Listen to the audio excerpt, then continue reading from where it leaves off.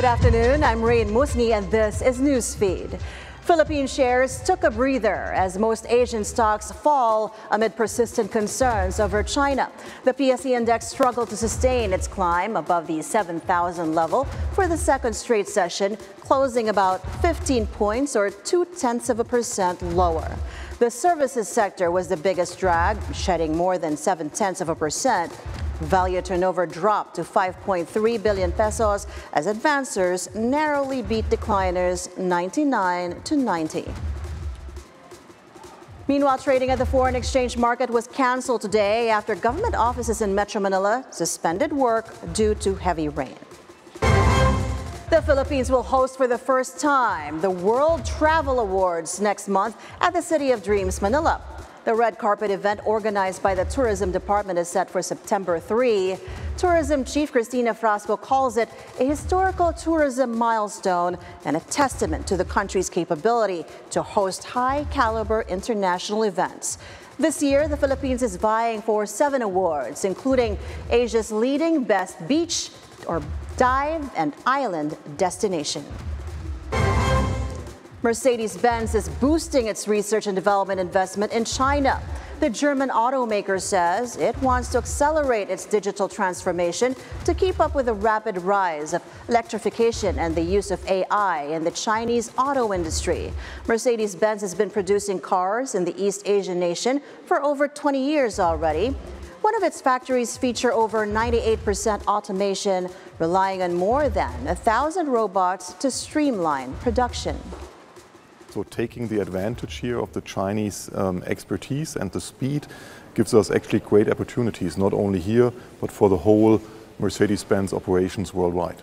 And we will obviously expand as we did in the past. We continuously grow here in China, and we will continuously work on expanding our footprint here in China. The world's biggest cryptocurrency is down. Bitcoin fell 6.4% to $58,777, a more than 20% drop from its year high of $74,000 in March. Bitcoin has fallen alongside other assets, including global equities, in a broad sell-off as investors fear a U.S. recession could be on the horizon and amid the rising geopolitical worries. PAGASA says monsoon rains will continue tomorrow, but better weather is expected this weekend. Our reporter Bea de la Cruz joins us from PAGASA. Bea, go ahead. Rain, moderate to heavy rains brought by the southwest monsoon pours over parts of Luzon today as PAGASA issues a yellow rainfall warning. Metro Manila, Cavite, Batangas, Bataan, Rizal, and Quezon will continue to see strong rains and possible flooding until tomorrow, but will ease up by the weekend as the Habagat moves to Zambales and Batanes. Minor flooding was reported in several areas in Metro Manila this morning. River levels in the metropolis are also manageable. La Mesa Dam, however, breached its critical level of 79.50 meters, rising to 80.20 this morning, but has continuously lessened since 8 a.m. Rain, good weather can be expected Monday next week, but Luzon expects to see heavy rains for the next 2 to 3 hours today. The southwest monsoon continues to drench provinces nearby Metro Manila before exiting westward to the West Philippine Sea. Back to you. Thank you so much for that report, Bea de la Cruz, live from PAGASA. The political survival of the Duterte family hangs in the balance, and one analyst thinks their fate may be decided in 2028. Will Vice President Sara Duterte run in the next presidential polls, and will she have enough support to pull it off? Eugene Adalia has this report. You allow me a slight comment and then you will not allow me. Please wait. Don't breach. The Vice President's behavior at the House hearing on her 2025 budget took many by surprise. Disrespectful, insulting, arrogant was how most observers described her conduct. Political analyst Ronald Llamas agrees. Yung kanyang reaction ay very unbecoming of a vice president. Kaya I was surprised. I was expecting her to be more circumspect. Llamas says it is Congress's role to scrutinize the budget of all government offices and attacking lawmakers for asking her about it is way offline.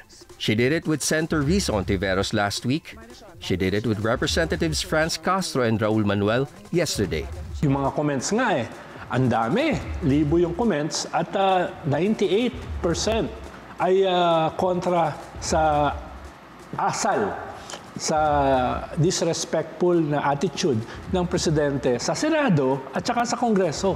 Word is rife, Sara Duterte may run for president. Her supporters and allies are already touting her as the leader of a new opposition. She herself hinted at political movements in 2028. But what once were record-breaking approval ratings for her, Duterte's popularity is now taking massive hits more than 3 years before the presidential polls. Nitong past few months ay dramatic yung pagbaba. Halimbawa, nitong nakaraang mga araw, sa SWS ay bumaba siya ng 19 points. Sa Oculum survey, bumaba siya ng 19 points in terms of presidential preference naman. At sa Okta ay bumaba siya ng more than 15 points 2 months ago. So, nagpapatuloy yung kanyang pagbaba. At itong pagharap na sa Kongreso, tingin ko ay i-assure na bababa na naman siya. Llamas also says Duterte's supporters are also dwindling fast. Yung kanilang political base ay naubos na. Yung PDP, laban, ay halos wala ng mga miyembro, ng mga kongresista. Ganon din yung hugpo ng pagbabago, yung partido ni Vice President Sara. Naubos na halos yung mga miyembro at yung kakaunting natira ay nasuspindi pa. Llamas says Duterte's brother and husband being implicated in the House hearing on drugs, the ICC investigations on drug killings hanging over their heads, even the Pogo allegations against their staunch ally Harry Roque could mean VP Duterte's presidential run would spell their political survival or demise. Yung makakasalba lang sa kanila ay for Vice President Sara to run for president.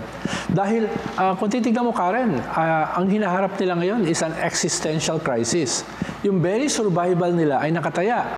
But those events are not even the worst for the Dutertes. Word is spreading, there's impeachment in the offing. Kung ma-impeach siya, hindi na siya makakatakbo for any elective office. Llamas says political enemies of the Dutertes would need to act fast if they want to keep the Dutertes from totally seizing power. Ngayon yung best time para gawin yan, para i-calculate yan, rather than after the midterms na ang focus na ng mga tao ay yung 2028 presidential election. Eugene Adalia, BNC. And those are the news. I'm Raine Musñgi. Stay tuned to BNC on Free TV Channel 31 and on our website, bnc.ph. Thank you so much for watching.